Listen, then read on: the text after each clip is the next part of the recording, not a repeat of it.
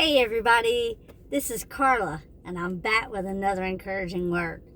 So I hope everybody had a great Thanksgiving weekend. I know that mine was busy from last Wednesday all the way through Saturday. I was fairly busy, and I had been reading in my Bible in 2 Samuel, and you can apply the Bible to your life.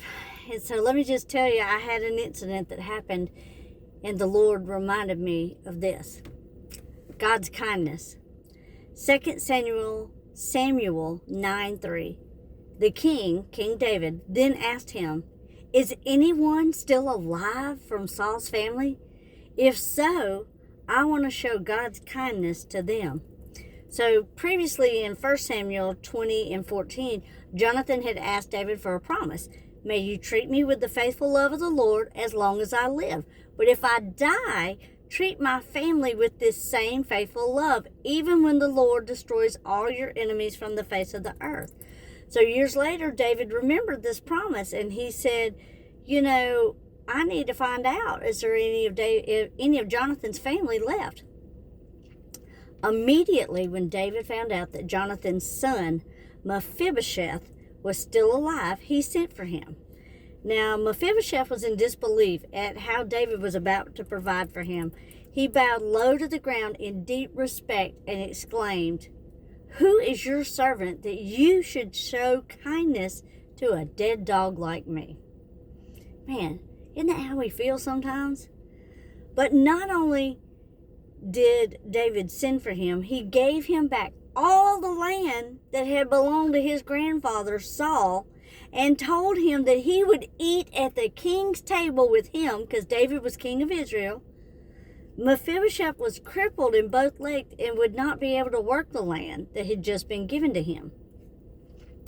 But David instructed Saul's servant Ziba and his 15 sons to work the land to produce food for his master's household. So not only did he recognize Mephibosheth as, someone he needed to show kindness to, he kept his promise. He gave him back all the land and provided for someone to work the land. So what happened to me was, somebody asked me to do something. It was an untimely thing. I wasn't feeling it, but I knew I was fixing to do it anyway, because as soon as I clapped back with something, because we do that, when we're tired, I heard, if they ask you to go a mile, go 2. And I knew that I was the one that was going to show the example to the person that had asked me to do something that I didn't want to do, but I was going to do what was right, no matter what. So isn't that how our Father shows kindness to us? We feel like we're the least of the least, like Mephibosheth.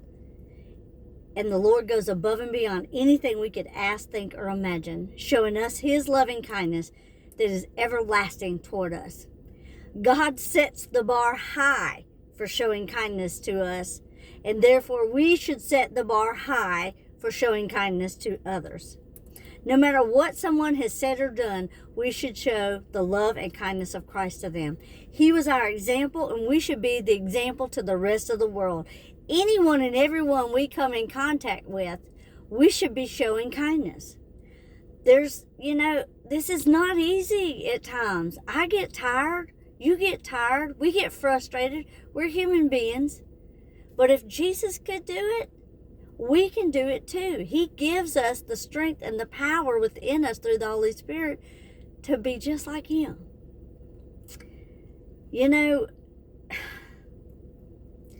If God shows us kindness, we can also show that to others. We are forgiven, therefore we should forgive. We should not and cannot walk around with a chip on our shoulder, not after all that God has done for us. Come on, somebody. After everything He's done for you, been there for you, provided for you, protected you, pulled you up out of that deep, dark hell that you were in, He pulled me up out of it. So why can't I do what He wants me to do? We should be teaching others how to love. Our marriages should be good marriages. Our friendships should be good and honest friendships. Our family should feel loved by us. We're the ones God has chosen to show his love and kindness to this world. So, who are you going to show his kindness to today? The cashier at your local Winn-Dixie or Kroger or whatever your grocery store is? The cashier at the mall when you're shopping? You know, the mall at Christmas time is crazy, but we still have to be kind. What about the stranger on the street? We don't always show them kindness, do we? What about the person standing in line behind you at the mall who's been waiting impatiently because we don't know what's going on in their life? Maybe they got to be somewhere in 10 minutes and they got to get out of there. What about your employer? You know, they don't always do what you want them to do, but shouldn't you still be kind to them? What about your spouse? Sometimes we take things out on our spouses because we know that they will still love us no matter what we do or say, but that's not okay. What about your brother or your sister? Like, I have a sister. I don't have brothers, but I have a sister. Am I kind to her all the time? What about your children? You know, I think about these things and the Lord just, you know, he's just pressing upon my heart that we can't just be kind to the ones that are easy to be kind to. We need to be kind to everybody. Everybody needs kindness in their life. Everybody needs a smile, you know, or hey, hope you're having a good day. Sometimes you see somebody and you know you shouldn't say something, but maybe you just give them a little hug if it's somebody you know that you can hug.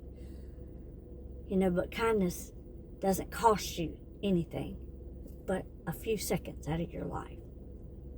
So today and every day, be encouraged.